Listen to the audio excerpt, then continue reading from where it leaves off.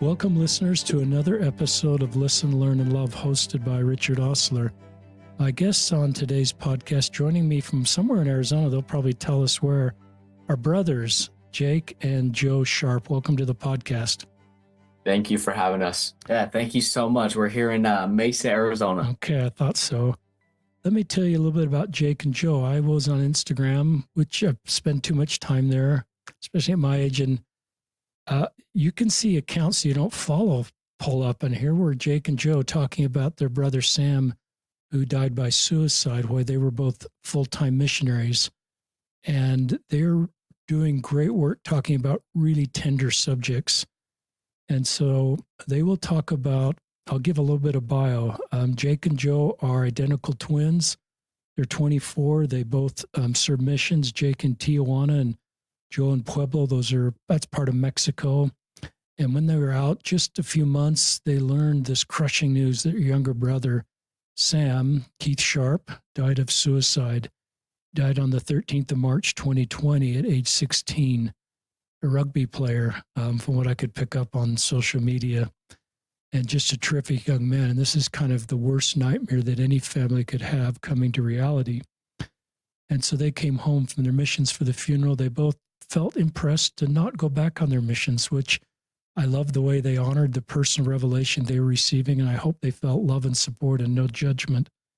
They're going to talk about Sam, and a lot of their work is to help you, our listeners, and all of us that are in a dark spot not die from suicide. And that's a really important subject to talk about. And so we hope this will help you. They're also going to talk about a little bit of their journey to get away from unhealthy coping habits that often we have pain and we deal with that sometimes in unhealthy ways, like overeating, pornography use. And they're going to talk more about that too. And the need, a big part of their social media presence is fitness and the need to turn to fitness and good habits to have improved mental health and better cope with pain. They're also going to talk about shame. And so we'll link to their social media accounts. I'll let them introduce. They've got a great TikTok and a great Instagram account.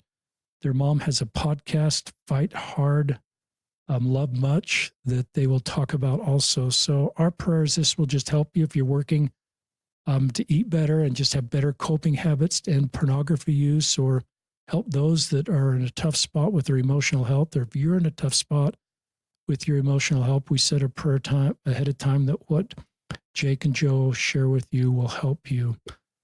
Jake is single. Joe is married. I don't think either of them have kids. Is that No true? kids, I didn't think there were any kids along the line, but I'll turn it over to you two to share your story. Thank you so much for that introduction. That was great. I think we'll just start from the beginning. Say a little bit of a Sam's story, and what me and Jake's life look like. What our life looks like right now.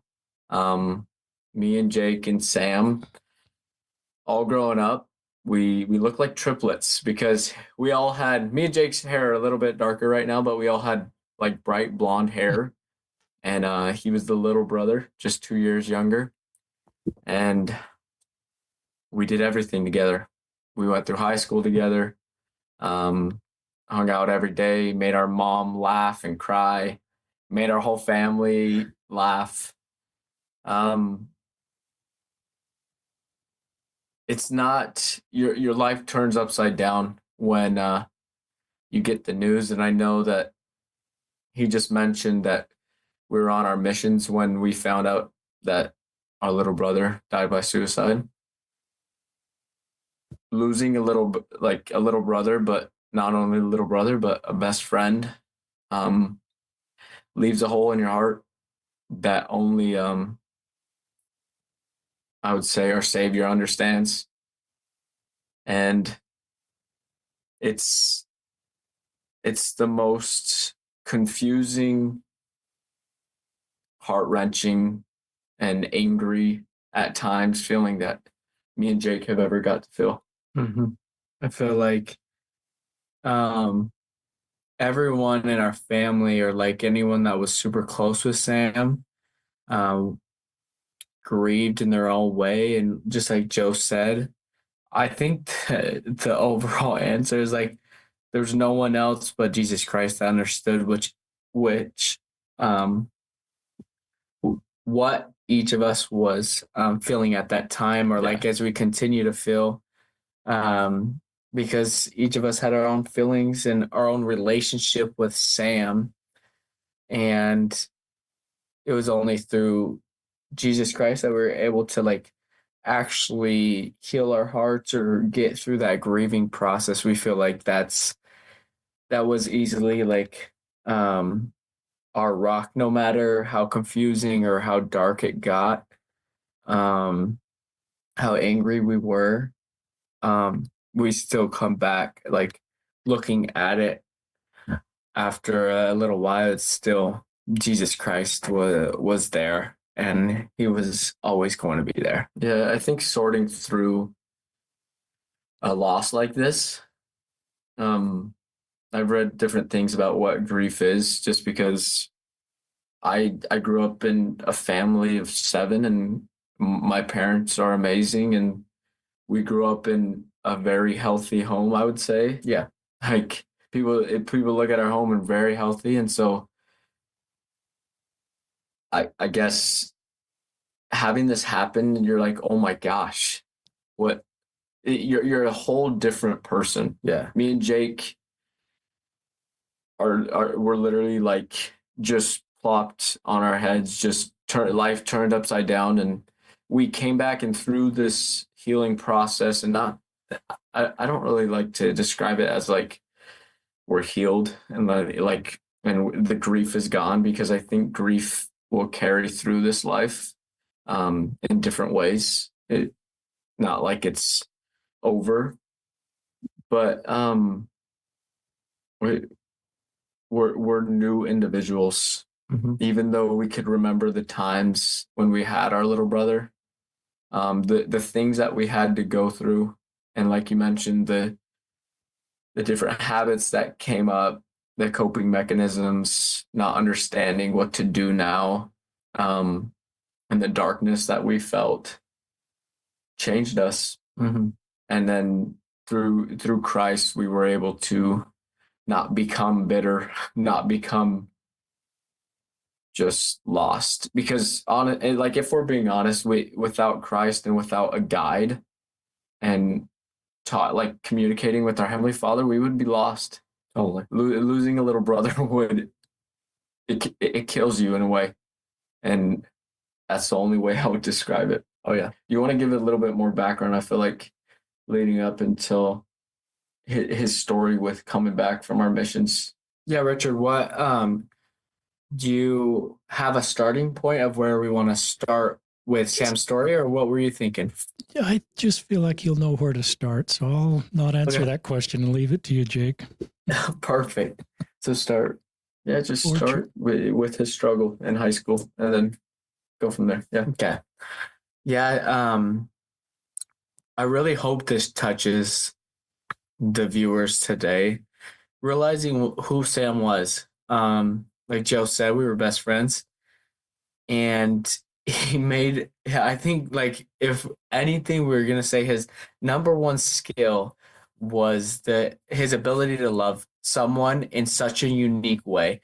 No matter who you were, he was going to make you feel special, like you were the greatest human being in the world, because we all deserve that, whether that's Jesus Christ letting us know that. But Sam really had that gift. Like, that was number one. No matter the race, ethnic, like freaking sexuality, the girl, boy, it doesn't matter. He would make you feel a unique type of love and make you feel special. So that's like where I wanted to start. That's how he grew up. That's how he was with his friends, with people he didn't even know. He just automatically was able to make you smile, which Joe and I hopefully we're trying to emulate that. Yeah, every single day, whether that's humor, service, love, whatever empathy, we can do. Yeah. But that's who he was through high school. That's how Sam treated everyone. That's how he was when he played basketball with people. That's how he was with rugby. He was the team.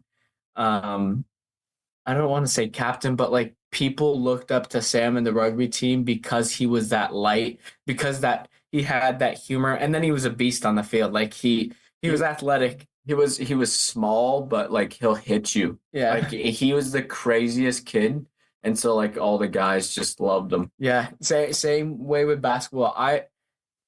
Out of my own ego, I wouldn't say he's better than me, but he was a great basketball player. He was able to be the same light and talk trash the same way on the rugby field. So everyone absolutely adored him.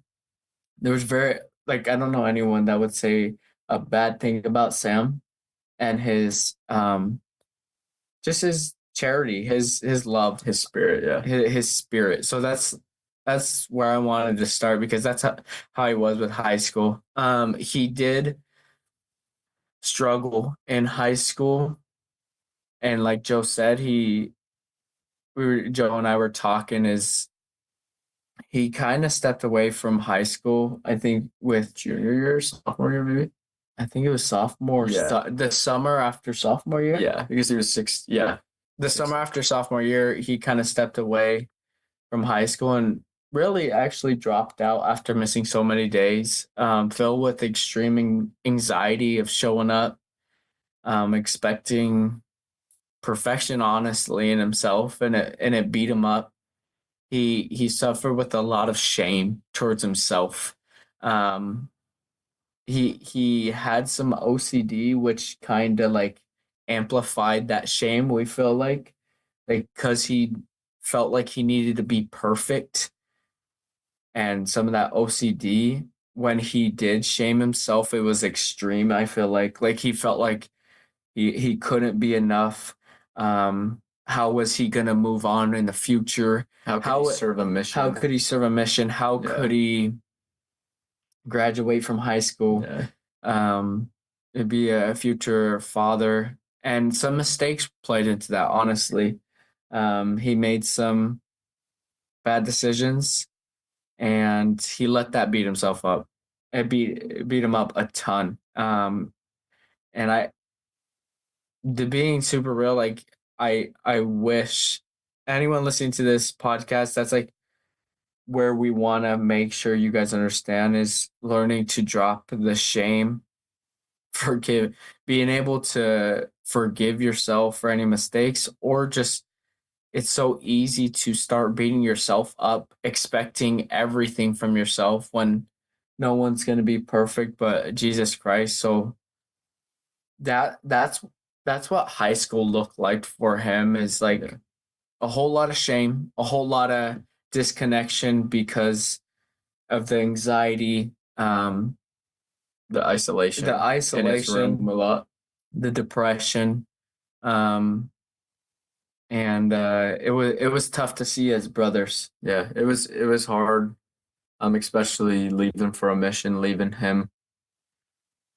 We're not gonna lie. There's immense guilt that we sometimes feel, or especially me leaving Yeah. for my mission. Like, why would I go out if the blessings that people talk about is my little brother dying by suicide?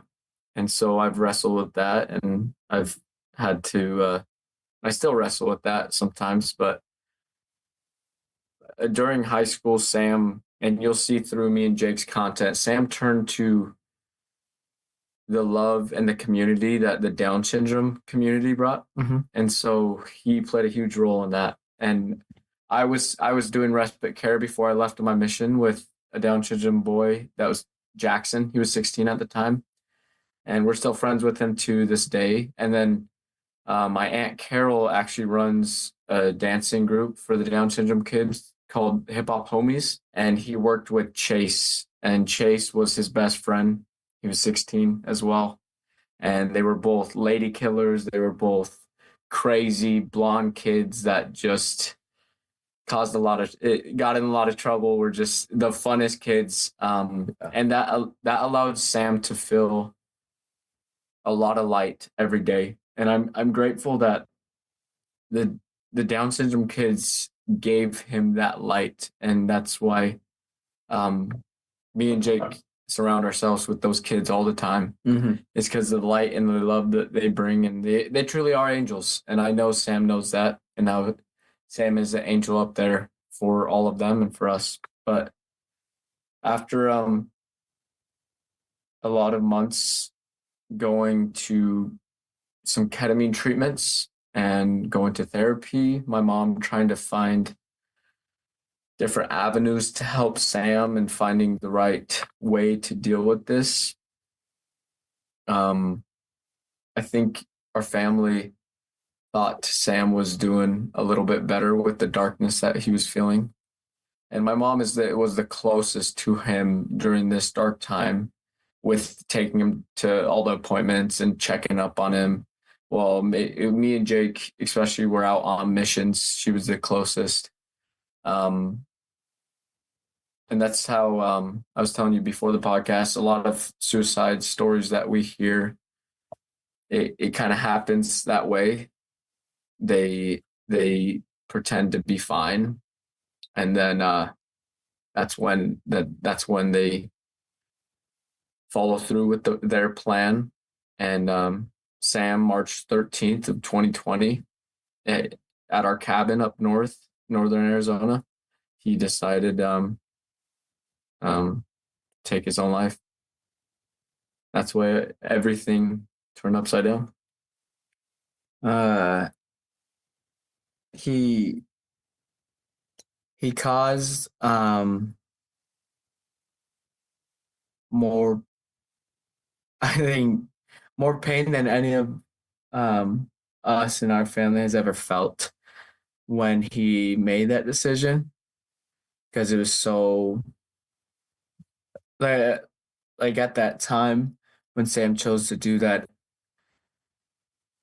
there's just no words that describe like what your first initial reaction or like what you thought about it. There's just no words that I could put in, that I could say, that describes how I felt or how each of our family members felt. Like Joe said, he was trying to get help. My mom was really trying. Our parents are really amazing with what they did do. Of course, all of us can be better humans every single day, but they really did care, and they tried everything. And Sam suffered with OCD, and especially I feel like that last year, he watched a close friend choose to take her life, and so that didn't help. Like, he obsessed over that thought, and that kind of set him down those suicidal ideations. And Joe and I were on missions when he decided to go through with his plan. But like I was saying, it's just not a feeling that I would wish on anyone, to be so caught off guard, to get a phone call like that. And it just like Joe said, there's a lot of like, remember feeling so angry, like why was I out trying to teach others this gospel, when maybe if I was home I could have been there for my brother. There's a lot of that feeling. Yeah, you think of that night. I remember distinctly, like, that morning in the mission field in Puebla, I got like before I got any word to go to like the offices, I felt something in my stomach and anxiety. And something was off, and then we got the call to go to the offices, and just intense anxiety building up. What happened? And then getting the call from our stake president back at home, and then our parents, just remembering the feelings of the betrayal, the anger, screaming, pulling at our hair. Like, you never thought it, like, you never think that you'd lose a little brother. Like, in a way, like the big brother complex comes in, and you're just like, what more could I do to protect him? Like, why didn't I help him more? Because I think it would benefit people. I struggled. This is Joe talking here. Me and Sam, my senior year of high school and his sophomore year, I didn't struggle to the extent of like having suicidal ideations, but I was in a very dark hole with depression and anxiety, and swallowed up in shame with certain mistakes, pornography. And so me and Sam struggled with our mental health together. And so there's a lot of guilt around that. It's like, why can't we struggle together? And why can't you still be here fighting every day, like with me? Yeah, that hits hard. Like when you're going through something tough and then you think back on like your little brother choosing to take his own life. You're just like, and of course the pain that he was in, I don't know how to describe imagine it. it. I can't even imagine it. But in those times when you're suffering, you're just like, Sam, why didn't you choose to keep going forward? That everyone needed you here. Everyone, like the world's just simply not a better place with someone gone. Never is. So those thoughts, and this is Jake talking, when I was on my mission, it was tough. I feel like the last time I actually was able to talk with Sam one-on-one was when I was home. Like the 7 months I was out in Tijuana, Mexico, very little connection with him. He didn't get on much of the, like when I would talk with the family, he wasn't really on there. And it was tough because I didn't know where he was at. I didn't know how bad he was struggling. And so that pains me. That 7 months was a lot of like, I didn't have a good relationship, not a good relationship, but like I didn't have a ongoing relationship with Sam, and it pisses me off. It definitely just, that's where a lot of my anger is like, one, why was I out on a mission? And two, I didn't even get to talk to Sam after I said goodbye to him. And yeah, it hurts. I think that's why me and Jake, I think we both tend to look back at the last time we hugged him, and that's when we were both leaving on our missions, different times, but that hug, it's hard to watch for us. It's super hard to watch for us. I think it on our Instagram and TikTok, some of the videos that have reached millions of people are those hugs because of the raw emotion, and we truly believe, and kind of like could tell, like Sam knew that was probably the last time he could hug his brothers, and so it's tough. Yeah.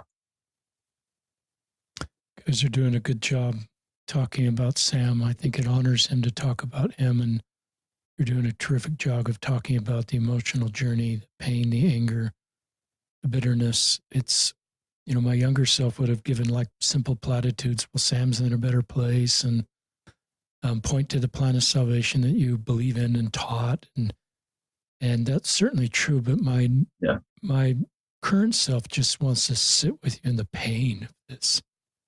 And grateful you talk about the pain and you're open on your social media, because there's a lot of sometimes culture, I think, because we have a knowledge of a plan of salvation, we don't let people mourn and grieve and feel the pain of this. We kind of want everything to be back the way it was, and it's never going to be back the way it was.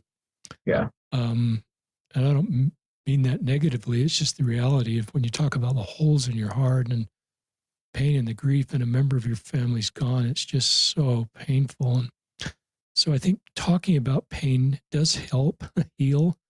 doing what you're doing with your social media helps. So everybody's got to process this their own way, but the way you're doing it is talking about it. I think it honors Sam and it helps others that are grieving and normalize grief. Is it okay if I ask a few questions, or do you want to talk more? No, go Yeah, ahead. I think that's great. Thank you. I want to, I'm thinking of your parents. The guilt, probably they feel guilty. Parents and older brothers. Talk about, you've done a good job talking about the guilt already, but just talk to others that are feeling guilty. They've lost a family member to suicide and the guilt is just overwhelming. Talk about what do you say to people like that? It's also you talking to yourselves. What do you do to manage? I don't know if getting over the guilt's the right question or just manage the guilt. So share with your thoughts on that. Yeah, that's deep. I think me and Jake, we immediately got into therapy when we got back. And I think most of our family did.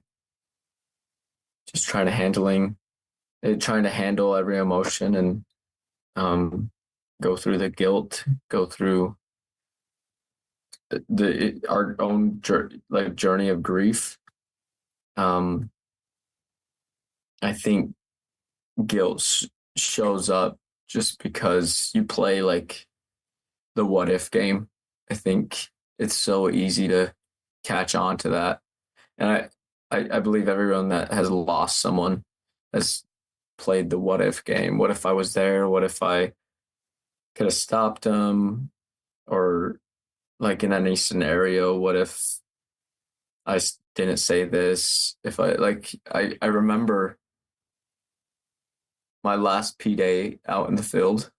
It was Monday, and he died by suicide on that Friday. But Monday, I was talking with him, my mom, my dad, and I was trying to ask him if he was okay. And he was very, like Jake said, he was very closed. And I think about that when I think about guilt, because I'm like, what else could I have said to stop him from doing what he did on Friday? You have to, learning through therapy, the what if will never change what happened. And I think for personally, when I started like being real with myself, and like Sam had his own free will, and that's what God gave us. And I don't personally understand the immense pain that Sam was in, and him being in the dark place that he is. I can't put myself there. So I think it's brought me a little bit of peace to stop playing that what if game and give it to Christ, because it still creeps up. Like me and Jake have been open about it with our mission and with being there for our little brother. It's still always going to be there. But Jesus silences that, and going through therapy and figuring out how to deal with that, silence that a little bit. I think Joe hit it right on the nail, if that's even a saying. If I'm saying that right, I think that is. Hopefully, man. I swear, sometimes I struggle so much. Is and this goes to any circumstance in your life that is unfair, that beats you up, and you can't really control what the other person does or says. Such a healing part of it, or like that helps the guilt, is like realizing one of the main parts of this life, or God's plan, is free will, is the ability to choose. And Jesus and Heavenly Father can't take that away from us. And it's a beautiful thing, because we can choose to choose eternal life, or don't choose eternal life. We could choose to have great relationships, or we can, it's like anything in life. My point is, like, when life hands you the unfair of other people's choices, what happens in the world that you can't control, going back to that's one of the main parts of his plan is agency. That we all have the ability to choose has helped Joe and I immensely with our guilt, even though at times it still creeps up, like talking about our mission. But even then, it's so important to interrupt that and remind ourselves the free will's there. And I will say, like Joe, like working through that guilt, any of you listeners, I think going back to what you said, Richard, is it's about going towards that pain. It really helps you heal and become a new person. Joe and I wouldn't be where we want to be or who we're becoming if we didn't go towards those hard feelings, those hard conversations. And a lot of that has worked out through therapy, learning how to like going through the process of grief, those hard emotions. It's talking with other people that actually care about you, letting them sit with you during that pain, and learning how to work through that guilt. But it's going to be painful, and I think that's where we need to go, is towards that pain, because the hard things, I think, are the healthy things a lot of the times, and our brain wants to avoid those. Our brain, like the urge to just disconnect, like Sam did all his his high school life, is most likely the healthy things that we should or could be doing to better ourselves. So I think that's like dealing with grief. It's about talking with people that actually want to sit in the pain with you, work out some of those emotions of guilt. Therapy is easily one of those big things. And then Jesus Christ, understanding that free will is one of the key essentials in this life. Yeah, and I think that one of God's greatest gifts is empathy and being able to mourn with those that mourn, and being vulnerable. And I want to speak to the parents. I'm not a parent, but because of the pain that my mom and dad feel, me and Jake have seen it. We don't understand it because we don't have kids yet, and I'm sure we will understand that love and protection once we do have kids with our wives. But speaking of the parents, what's helped, and I'm not saying that this is the solution. I think what we've all talked about is the solution, is part of the solution, but another part of the solution is what me and Jake are trying to do, and what my mom is trying to do with her podcast, Fight Hard, Love Much, and what she's trying to do with speaking at different conferences, speaking at different awards and events, is help other people. I think especially with the guilt of Sam that me and Jake carry, that my parents carry, we strive to be people that are open and strive to be people that listen and are just there to support, because we know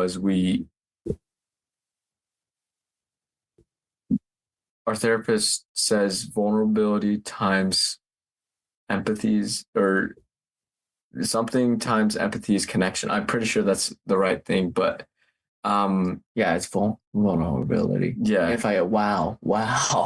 Let me go and say that word times Struggles. empathy is connection. And I think that's a big part of it, is now that me and Jake, our mission in this life is to go help other people that may be in a dark place, like Sam, that are swallowed up in shame and that are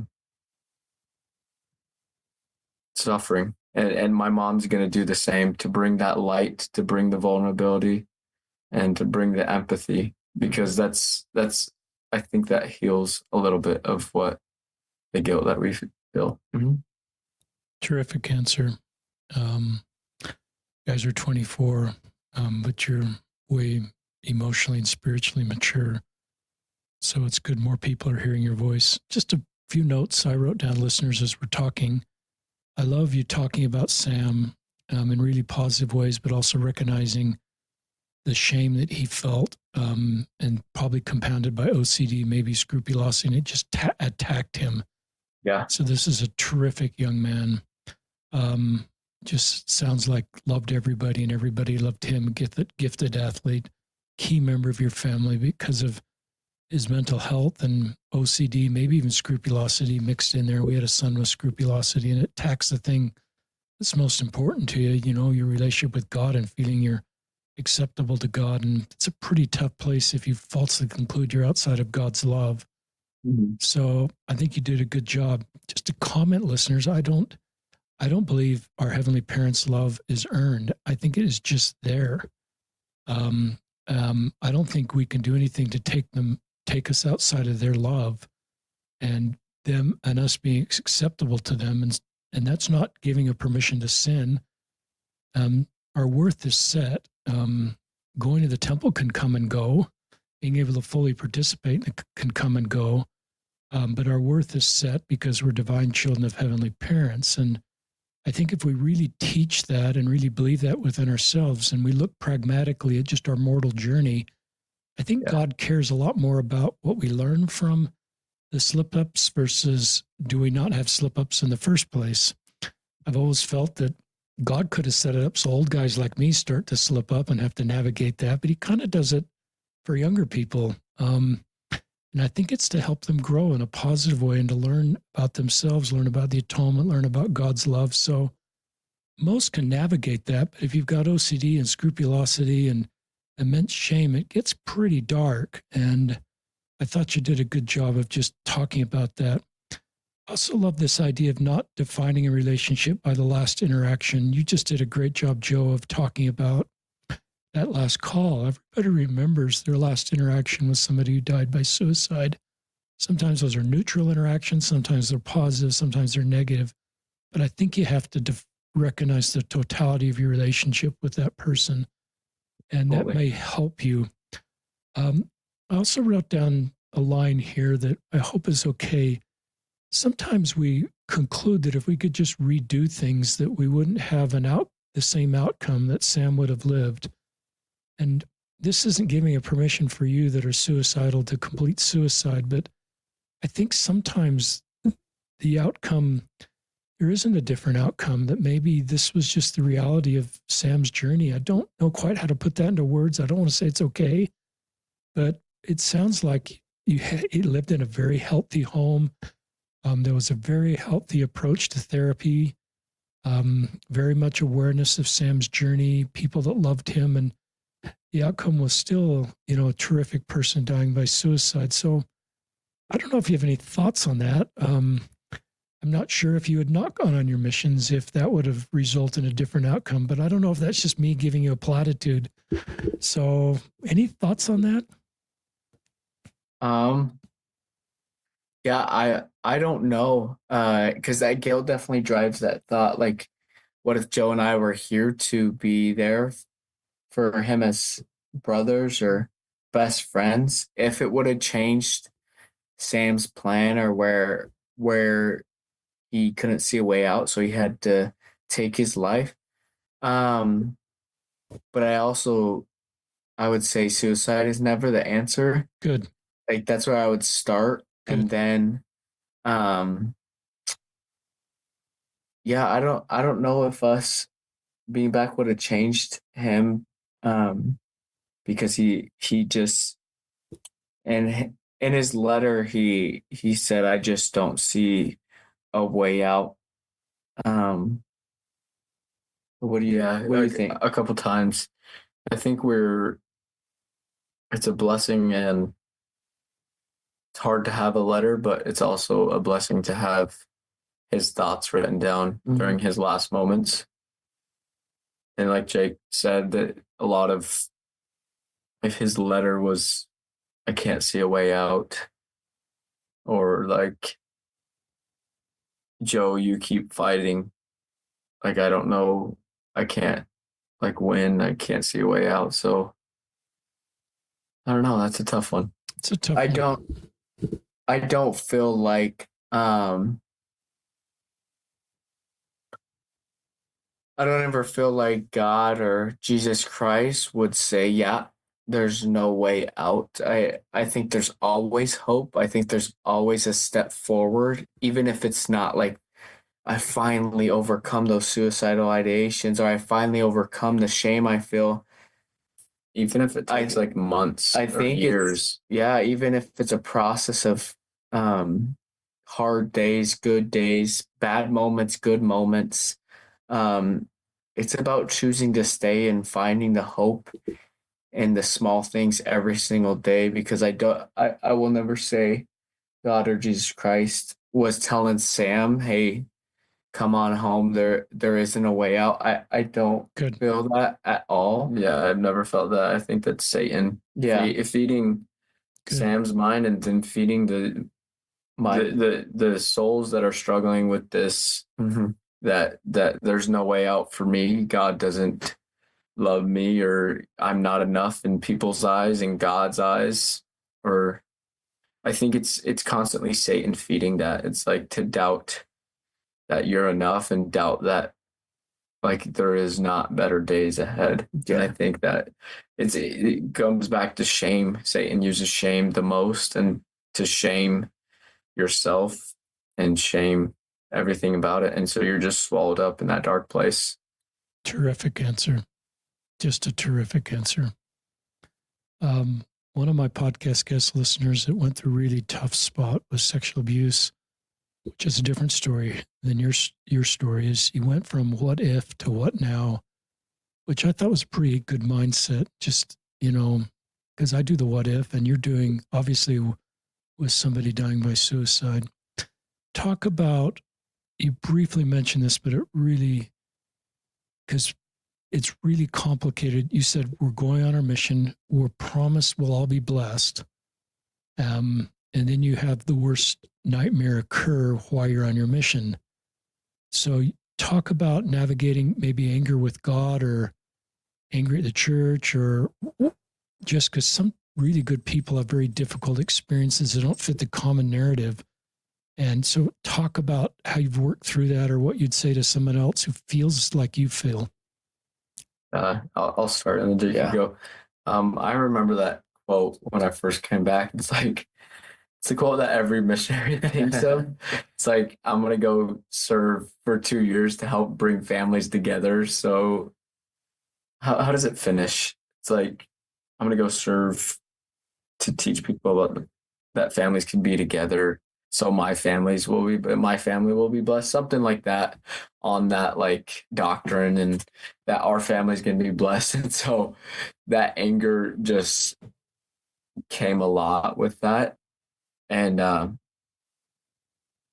I navigate it because, unfortunately, when me and Jake came back, there was a lot of pressure on both of us to figure everything out. Mm-hmm. There was a lot of pressure from, and a lot of times it wouldn't even be like their own harmful intent, but it's distant cousins or leaders that ask us like, okay, what's your move now?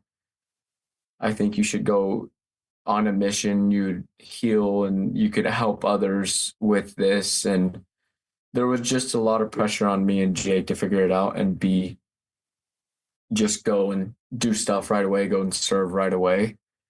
And so there was so much anger with that. And especially, I like to say a lot of times, and I'm open about this, a lot of times I'm not too angry at Sam and feeling betrayed that way. A lot of times I'm angry at God to like allow his son to like die by suicide, and to Sam was reading his scriptures and praying and but to allow him to go through that pain and die by suicide. So a lot of times, like direct honesty from me, I'm angry at God.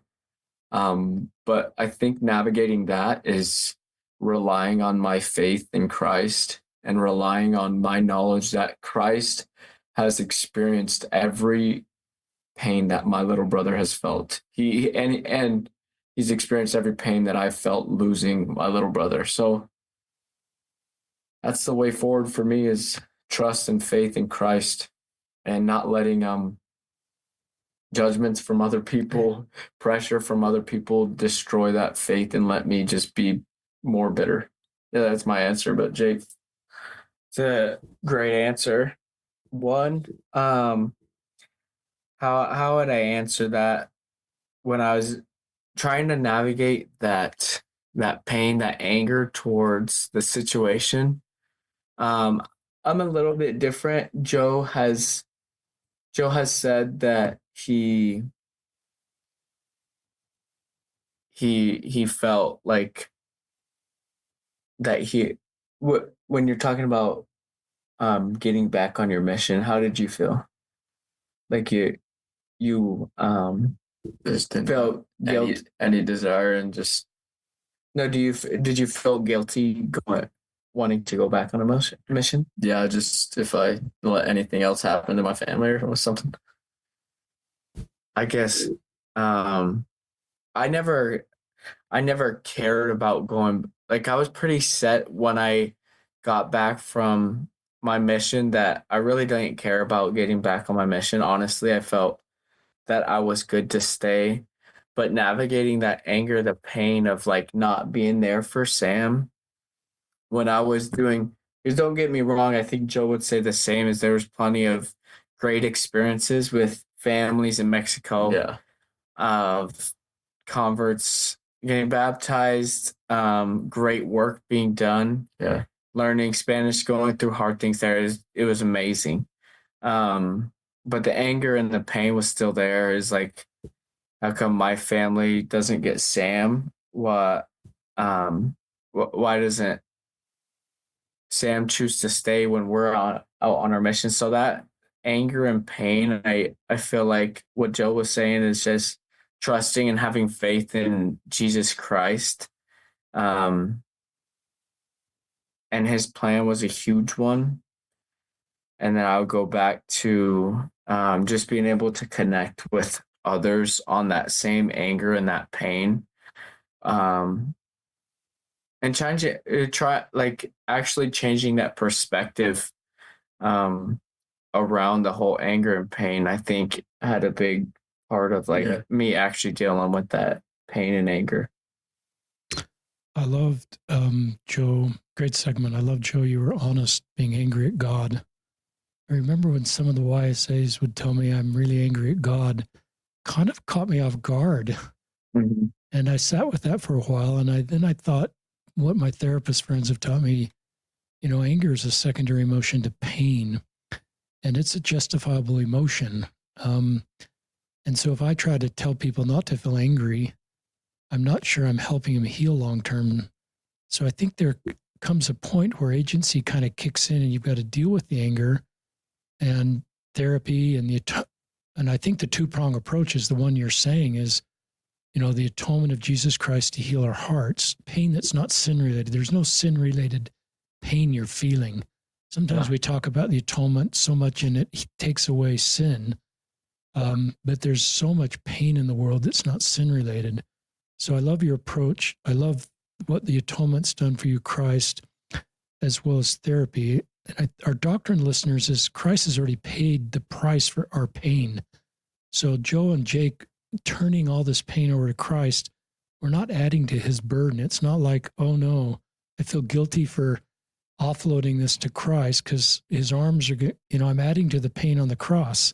It's false doctrine. He's paid that price. He actually enjoys us taking advantage of the price he's already paid to help take pain away from us. So I think it's pretty normal to be angry at God. You're out on his mission, his errand, sacrificing, and this worst case scenario happens. So I love the way you've navigated that. And, you haven't lost your faith. We haven't expressly said this, but you're both deeply committed to the church, deeply believing men in the gospel. So, but I love how you've navigated that. Any more thoughts on that segment before I ask you a different question? I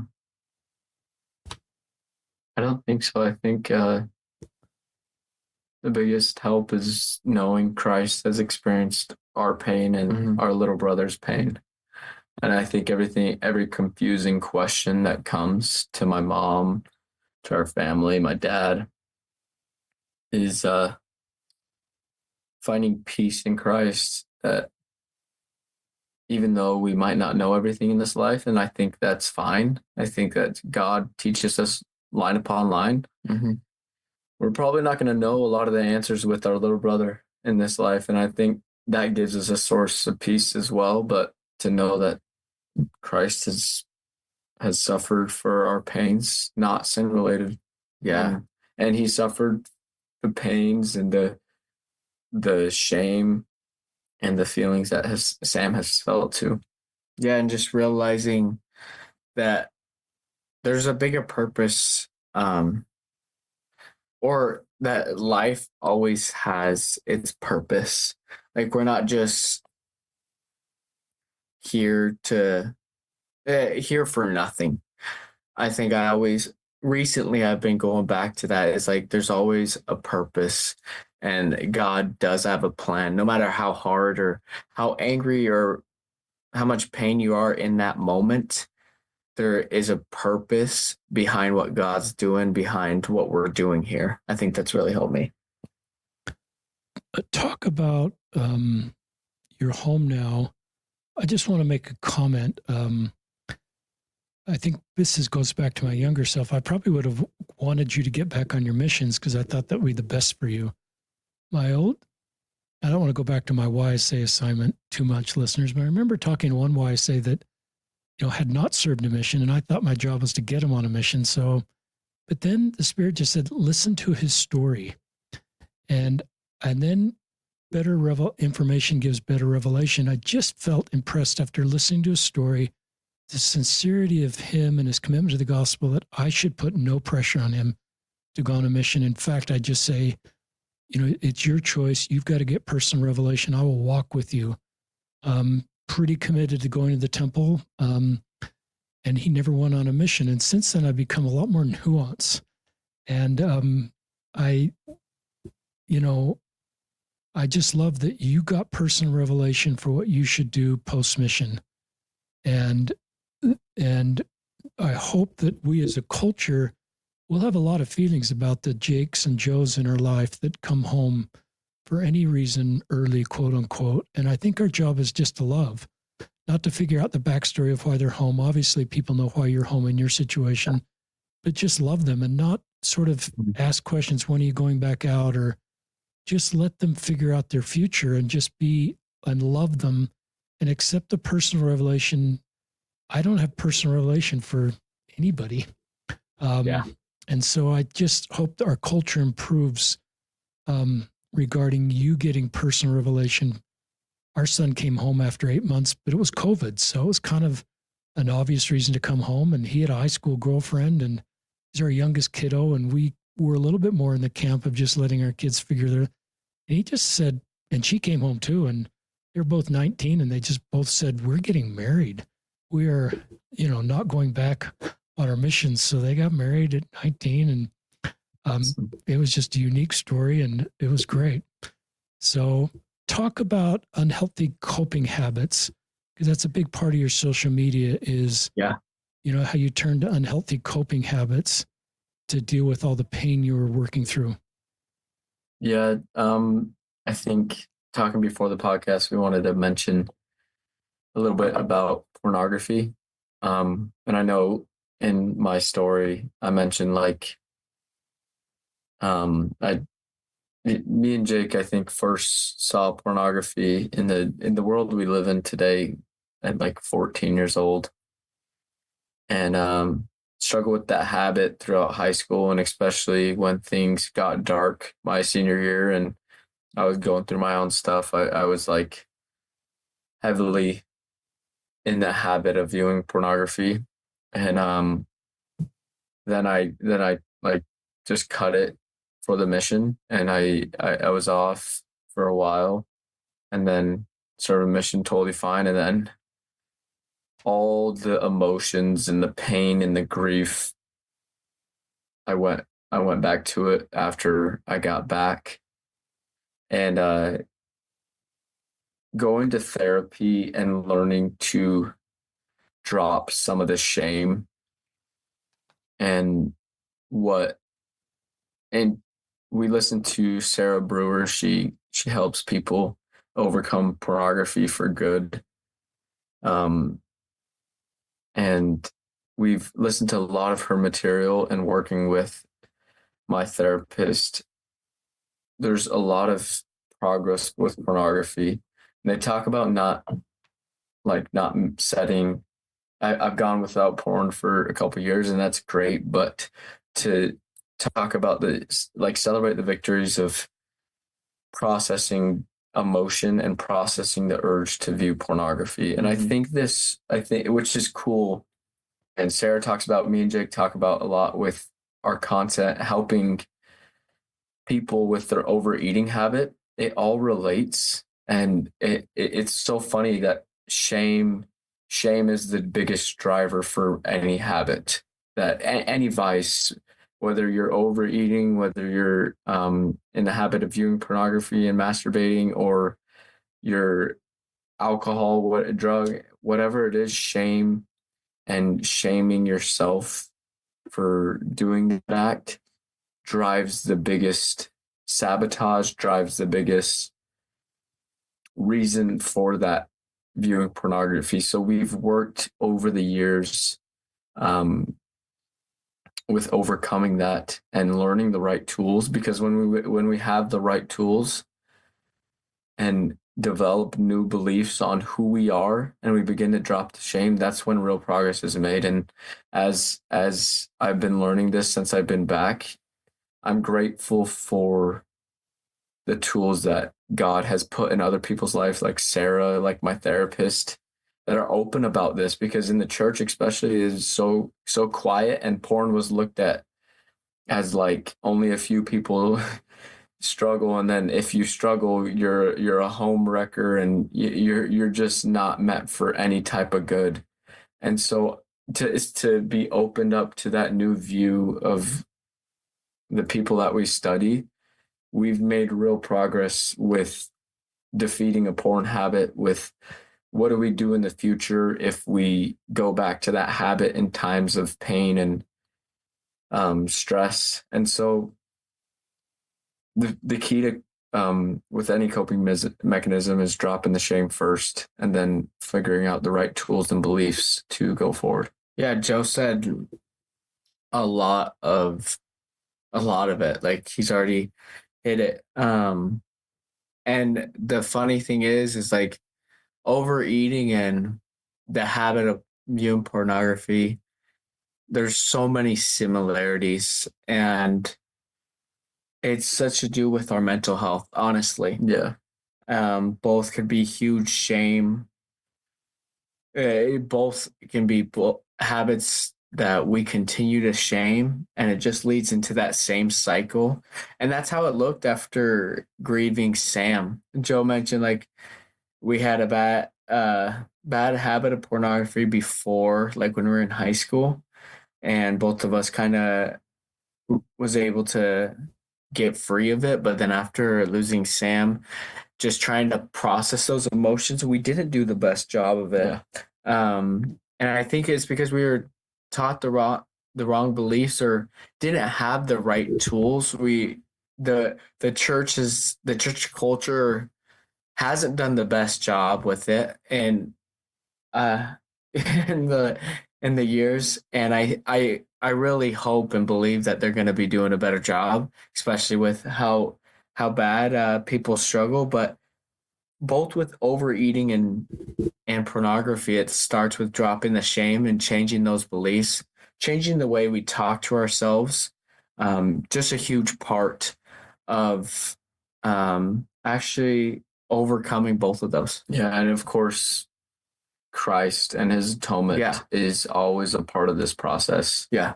That's always it always is. And like the reason we touch on shame so much, and that's what we want the listeners to, one of the main things we want them to take away, is because shame led me and Jake to, and with any habit, our big story with why we focus on like fitness and health, and like we're huge on like overeating and binge eating, is because what drove our habit of overeating, we literally, I think it was like 6 months that every day we like ate a bunch of same staple at the gas station, big bags of chips, ice cream, like literally 6 months straight every day. And we were so swallowed up in our own shame of overeating. I think we tend to think that like we're bad or we're broken and we can't figure it out, but it's just we're practicing the wrong tools, and what we're doing we may not want to do. It's not that we're inherently wrong or broken and we can't figure it out. And so you make that switch in your mind, and things, that's why like processing the urge to view pornography and the urge to overeat or drink, a lot of it comes down to the same principles. And once you learn to drop that, you start making progress. You start making real progress, and it's exciting to see, honestly. Yeah, that's why we do help people drop shame and help them stop overeating. Respect for talking about porn use and doing it in a public venue, and being open in this podcast and with your Instagram. And I've listened to some of your Instagram stories, and you're open about that. And I think it's a sign of great character and great strength and your desire to help other people. Shame thrives in darkness and in secrecy. And and listeners, you've heard me talk about this. I put the words guilt and shame in the same bucket 10 years ago. And Brene Brown kind of helped me understand. And I'm going to read a quote. She says, "Guilt is I made a mistake. Shame says I am a mistake. Guilt is a focus on behavior. Shame is a focus on self-worth." So, and you guys are nodding your heads because you understand that well. I wish I understood that at your age, and I wish I could teach it like you're doing to other people. I've always felt Satan's greatest tool is to have us falsely conclude that we've gone so far with our mistakes, we're outside of God's love, and we've got to kind of work on our own to get back in that circle. But I think that's false doctrine. We've kind of talked about that already on the podcast. I love the prodigal son because to me, it was guilt that I read in Luke and this positive feeling where he came unto himself, and then he falsely concluded he's going to go back as a servant. And then this beautiful, dramatic story of the Father, which I think represents our heavenly parents of the Savior, just he ran towards him, and the son just cried and said, "Why are you treating me this way? I've sinned against heaven, against thee." And he puts a ring on a finger and a robe on his shoulder. It signifies he's to come back as a son or a daughter. And I think it forever answers the question, when we've messed up, are we second-class Latter-day Saints and would you come back as servants? We don't. And I think that walk back to the home, Heavenly Father, the Savior, a good father would say, or a good priesthood leader, a young woman's president would say, instead of saying, "What were you thinking?" I think they'd say, "What did you learn?" I think that's a real test of our character. And when you're talking honestly about porn use, and I think that, it helps us understand what you've learned, and what you've learned now you're sharing with other people. And I think it's great discipleship.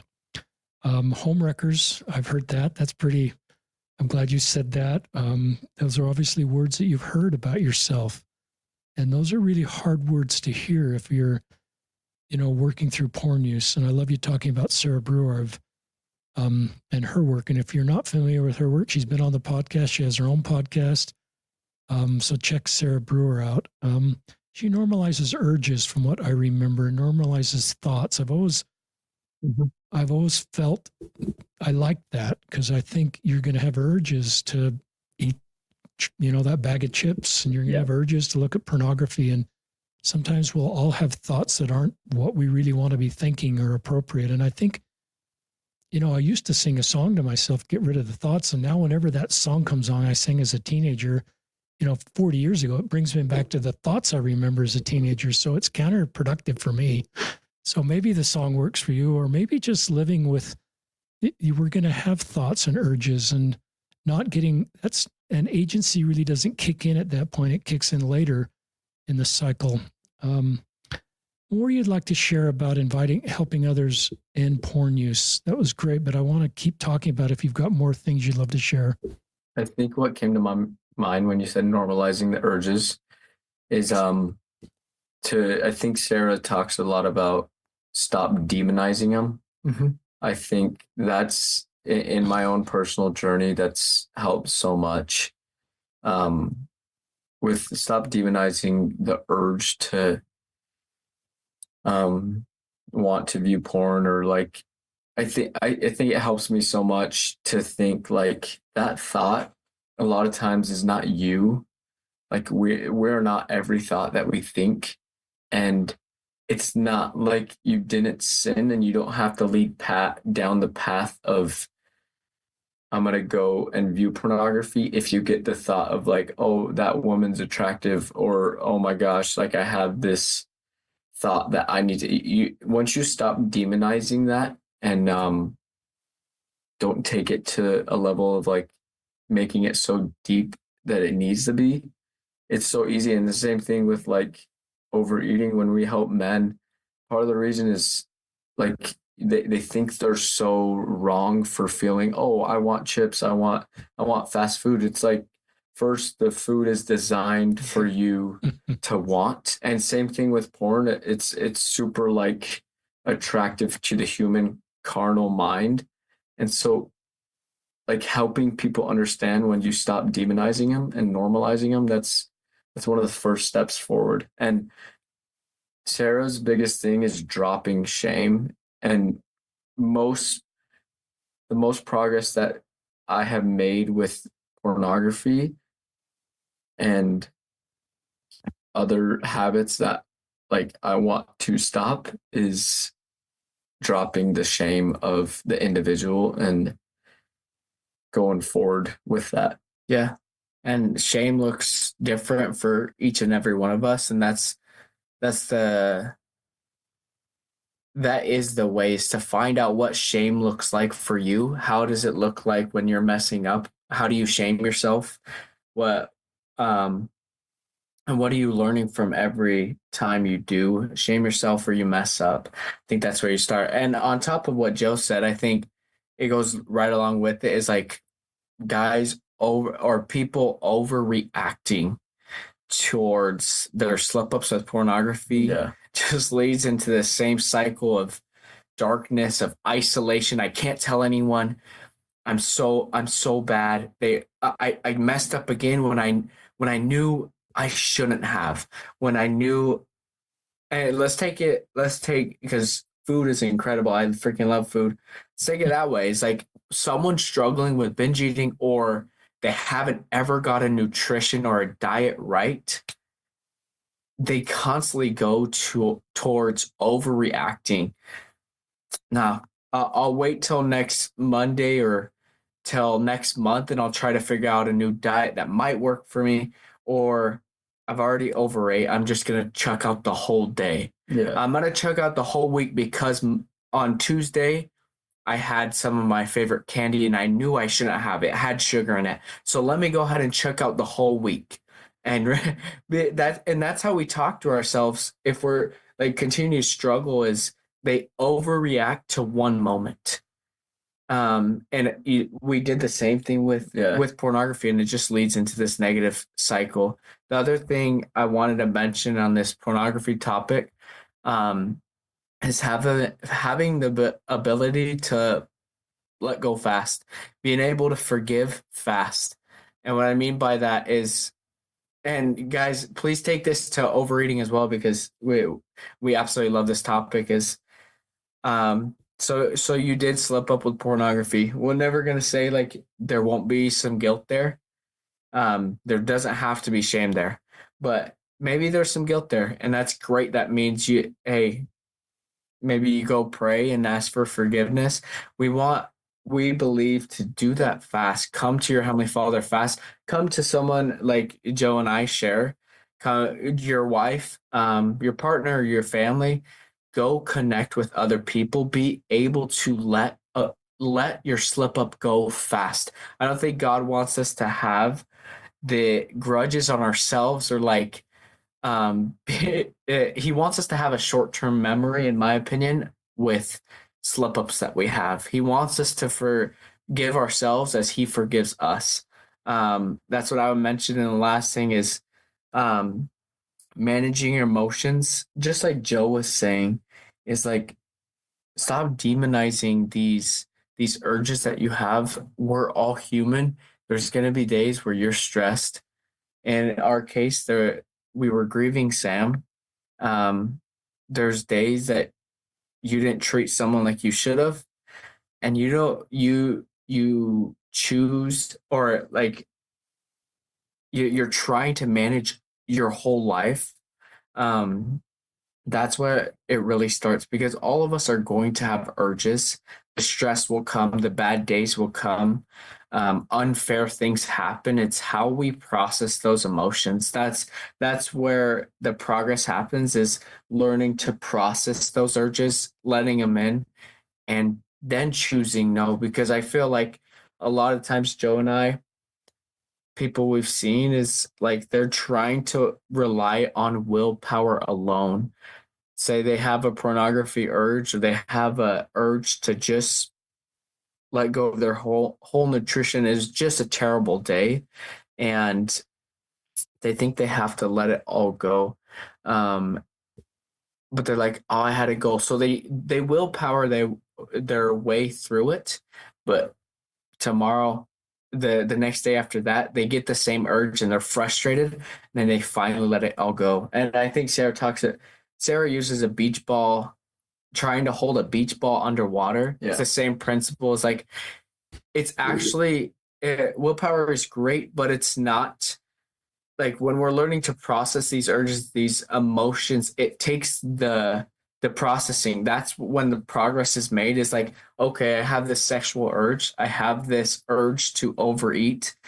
Let me go ahead and process it. Let me not just try to white knuckle my way through, demonize it and say, no, it's too bad. I can't be thinking I have to overeat. I can't be thinking of a girl like that. Let me shove it out. Same thought comes the next day or the next day after that. Because we're human, because it's been a pattern, it's actually learning how to process emotions. I would say that. And we say this, Richard, because not because we're perfect and have it No. figured out. I think we just posted some content. It's like me and Jake with our mental health awareness, with us talking about overeating, pornography, helping people. We want to give people hope, but not be idolized, because that's not what. No. You should never idolize a certain human being, but we want to give them hope with the message that we share and lead them to Christ and God, because that's where you should model yourself after, because we're imperfect. But we also want to be confident and vulnerable with our message. We want to show people that what we believe in, we truly do, because we practice in our lives, and we want to be vulnerable with our mistakes and how we handle our slip-ups and failures.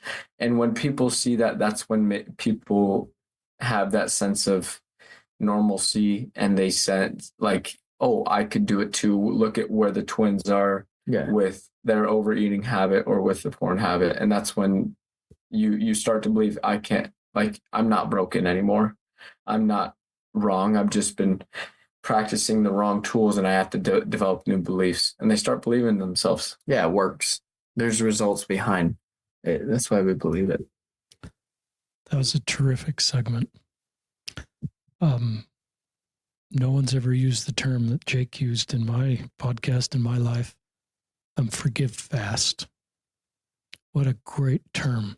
I believe that's so consistent with the gospel of Jesus Christ, with the prodigal son. I mean, that was the worst case scenario of messing up. Sold your inheritance, lived in a riotous land. I think the parable was set up kind of a worst case scenario to know how God feels about us when we come back, and how Christ feels about us. And I think they forgive us a lot quicker than we realize, if we're part of it is forgiving ourselves. So this pragmatic approach to, I messed up, I'm going to forgive myself. And I don't think that's selling out the sin or selling out the atonement. I think it's really healthy. I wrote down, because one of the YSAs taught me about lapse versus relapse. And he said, lapse is where I mess up and kind of do a fast forgive fast. And I sort of pragmatically, in a positive way, try to figure out what happened. What's the backstory? Maybe even have a private journal where you're journaling.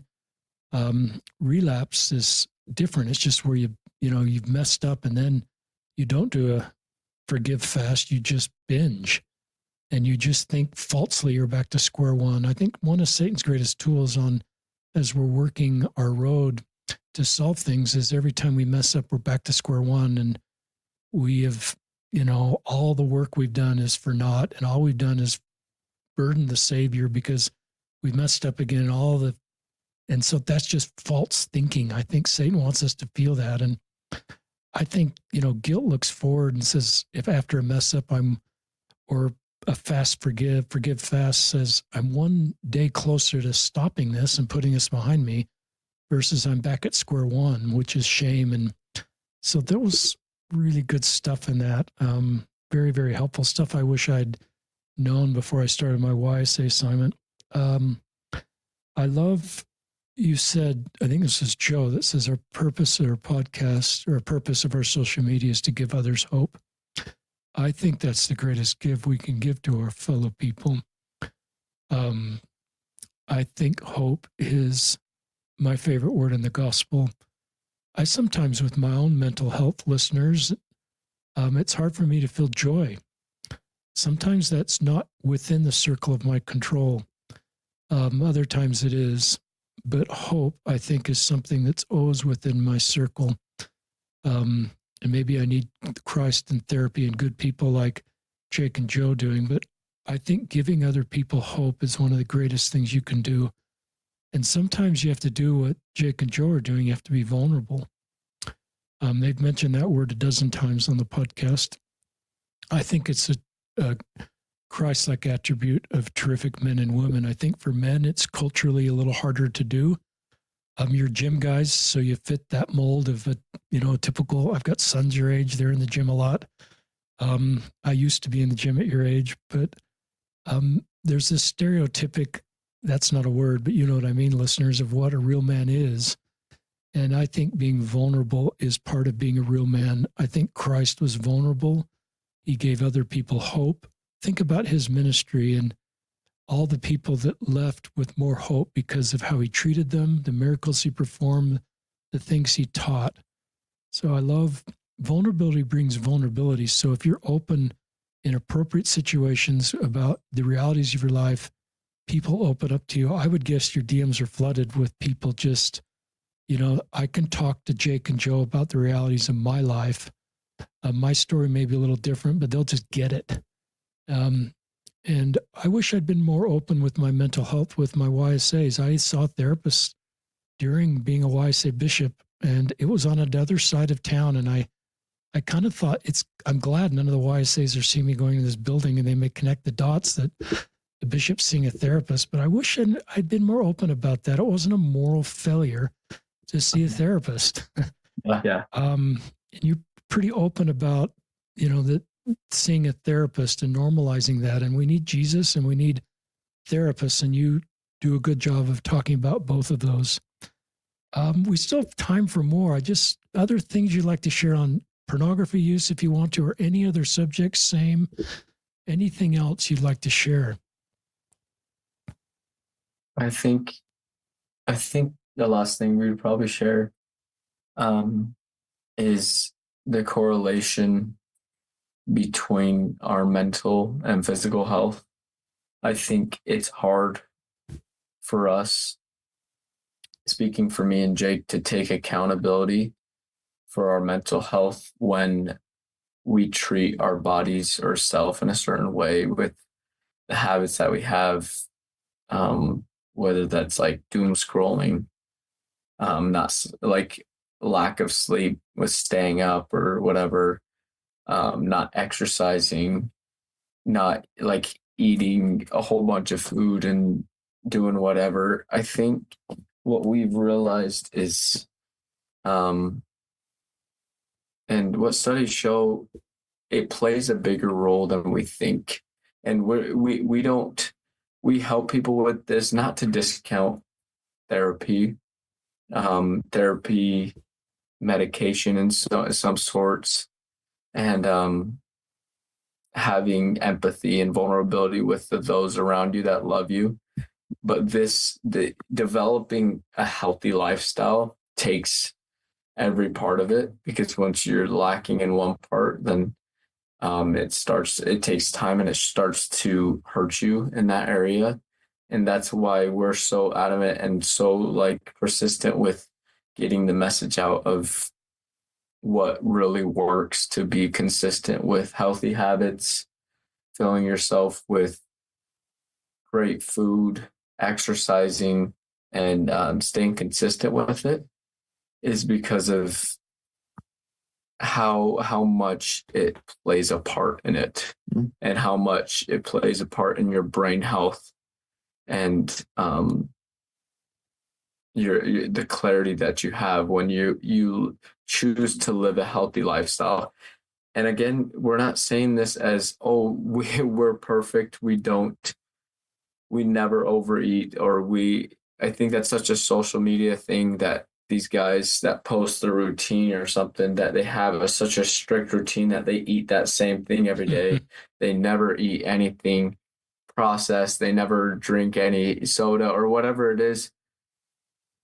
We have to begin to just take the small steps to be consistent, because sustainability and a consistent healthy lifestyle matters way more than just the sprint of 30 days. I'm going to cut out everything and I'm going to lose 20 pounds and I'm going to feel great. And then I'm going to go back to my habits that I'm familiar with. So what me and Jake know what's most important with our mental and physical health is focusing on sustainability and consistency with the healthy habits. So you actually feel great and you're not just sabotaging, but you're changing who you are and the lifestyle that you live. And I promise you, exercise and nutrition and sleep, those main three things, are a key. It's a cornerstone for your fight against depression, your fight against anxiety, and the illnesses that come with mental illness. Yeah, you can't think your way to the best mental health or the best physical health. It's just delusional to, and it's so easy to think like that, is like, and it goes back to the thing, is like, we're constantly trying to avoid those uncomfortable conversations, those uncomfortable actions that it takes to create a life that we want. But just like Joe said, it's the cornerstone is a healthy lifestyle. I think along with the healthy lifestyle is dropping the shame, is creating better beliefs behind with the habits that you have, whether it's porn, whether it's overeating, or even mental health. Is like creating better beliefs around those topics is key. And being able to drop that shame is key. Because I really believe, talking about lifestyle, it's about building a life beyond those unhealthy habits. That really is. Can you hear us okay? Perfect. I truly believe that Joe and I, we're gonna keep pushing. It's about a healthy lifestyle. It's about building a life beyond the unhealthy habits, whether it's porn, whether it's bad nutrition habits, whether it's use of alcohol or drugs. It's about building a life beyond that. And I think that's a huge part of it. And then, of course, we would add, please have some great people and connections in your life that make you laugh, that make you smile. That's a cornerstone as well to great health, great habits, is having that connection. Yeah, it's like that study that I think Mayo Clinic just did on the showing that people that have healthy relationships around them live longer. Yeah. And live healthier lifestyles. The biggest thing is connection and having real connection. I think it's so easy in these days that with phones and with different habits that you could go to get fast dopamine, we tend to refrain from real connection with our fellow brothers and sisters. And we where once we get that connection, we feel so good, even even if it's the hard things with vulnerability and being real, but it's so needed.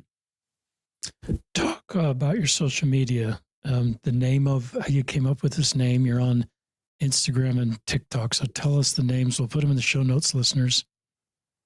J Duo Fit. It's just simple. It's double J's. His name's Jake. I'm Joe. So we're just like, hey, let's just J Duo and just fit at the end. And that's what we stuck to. That's Instagram and TikTok. Yeah. Instagram and TikTok is J Duo Fit. And then also you'll hear like our brand, like what we're coining, or you could say that. Good. Like J Duo Fit is our business name, our socials, but what we coin is lean and confident. Living a lean and healthy lifestyle and then having the confidence behind it. Yeah, that's what you'll hear. And then fight hard, love much, of course. Yeah. This has just been terrific. Anything else you want to share? I think to leave you and the listeners with something from me and Jake is a message to stay, a message to choose to keep fighting, because we are all, and you guys are all meant to be here on this earth. God has a plan for each of you individually, and he loves you. You are enough. Like you said earlier, Richard, like your worth is not earned. Like that is set. And he just loves you so much. He knows your individual pains. And when you go to him with a cry for help, he will be there. And know that me and Jake, and I'm sure Richard love you. We all love you, and the people around you love you. Just keep fighting and love much. Yeah, life is truly beautiful. Even if at times there's bad moments where you don't see a way out, you keep taking one step at a time, no matter what that step looks like for you. I promise. Joe and I have been in places where the next step was just Getting out, literally taking a shower and making sure we're not in bed all day, honestly. Yeah, whatever that next step for you, that's what you do, and realize there is light, there is hope always, and that's found through Jesus Christ and taking the next step. Terrific. Guys have great content, but you also do a great job of working with each other really effectively. Not talking over, that's one of the gifts of your platform, is the two of you working so well together. So that's good you're both doing this together. Thank you. I wrote down some last things, listeners. I wrote down the sacrament, which was kind of way back to this forgive fast concept. And I, as a YSA bishop, I'd hate to go back to that, like it's all I can talk about. But, at first I sort of wanted to restrict the sacrament from everybody who was working through porn use. And then it became more nuanced. I had an impression, because the sacrament is more about looking forward versus a penalty to the past. Everything I learn about the sacrament is commitment in the future versus penalty for the past. So I'd ask some YSAs working to solve porn use or other stuff, would it help you not to take the sacrament, or would that actually create shame, within you and with people watching you? And some said, it would really help me not to take the sacrament. It would give me a goal. And others said, I would love to take the sacrament. And so, and especially in home wards, we had a son working through porn use, and he was not allowed to take the sacrament. He had to kind of hide in the foyer when it was time for the Aaronic priesthood to pass the sacrament. I think that caused him more shame in a negative way than other ways to have handled his porn use. I have 4 sons, so it's easy for me to say I have a son, and he won't get mad at me. But so that's just something, if you're a priesthood leader, to think about, what's the best way, and maybe involve. I've always thought we were taught to counsel together. So sometimes I'd counsel with the YSAs, and I'd say, thanks for opening up to me about your journey. These are some things that, we could do together.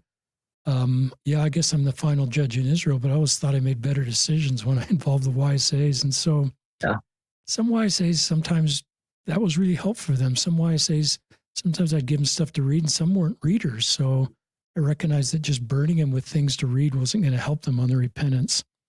The next thing I wrote down is the thing you just said. You are enough. You are not broken. That's a key thing. I just believe that. We don't believe in original sin. I think we have to look at ourselves as worthy of God's love, and that's not something that's earned. If you're a woman working through porn use, we've done just a couple of podcasts, but these brave women that have talked about porn use, and you're nodding your heads because maybe they've reached out to you and you're helping them, you may feel a little more shame. There may be a little more normalization, if that's a word, not making it's okay, but we may sort of get it that young men work through porn use.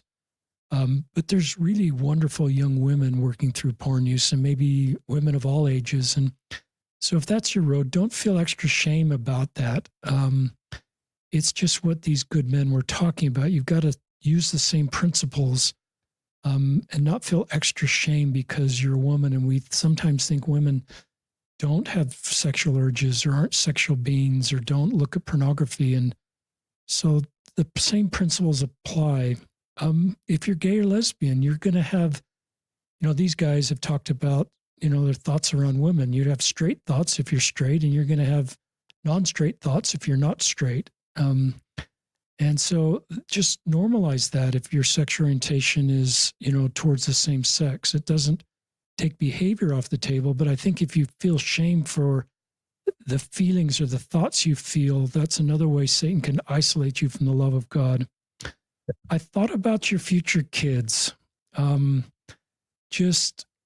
You're going to have incredible parenting stories that are yet to be told. This is me talking to Joe and Jake, but everybody that's working through stuff, especially at a younger age in your teens and 20s, you're going to learn things just like Jake and Joe have that will help you be better moms and dads and spouses. And this ability to be vulnerable, your kids are going to open up to you about the realities of your life. And that will be one of your greatest paydays when they do, because then you can walk with them. And I just love modeling a culture and a family where kids can open up to their parents about the realities of their lives. And you will figure out a way to make a culture in your family that they will feel safe opening up to you. And so I think there's great paydays, parental paydays down the road, just because of your willingness to be vulnerable and open. And I think it strengthens your marriage. I think it strengthens your relationship with the church. I think you're able to help people. I love your final invitation to stay, and I extend that invitation. One of my guests in a real dark spot said, well, Brother Osler, I actually don't have a light at the end of the tunnel. There is no light. And that was a little shocking for me. And so if you actually feel no light at the end of the tunnel, I'd still invite you to stay and sort of promise you that eventually that light will appear. That you're older. Sometimes I like this idea of if your older self could talk to you now, I think they would help you stay, because I think your better days are ahead of you. And so think about your older self and what he or she would tell you. I'm going a little long here, but in the presentations I give at church, I show a picture of a man getting to jump over a motorway in England, and some people catch up to him, and he's on one side of the railing and other people on the other side of the railing, and one has their arms around his legs, and they've actually pulled ropes around him, and he's still on the other side, but you can tell he isn't jumping. And there's a guy talking to him just face to face. And somebody pointed out to me that, maybe that's somebody that was actually on the other side of the bridge once. And he just knows what that road's like. He's the wounded healer. One of the quotes I say on this podcast is one of the greatest leaders are people who can authentically lead people out of the desert because they've been there. And it's not third person to them. It's not theoretical. So if you're working to stay and you're able to stay, and we all three pray you will, that you're the wounded healer.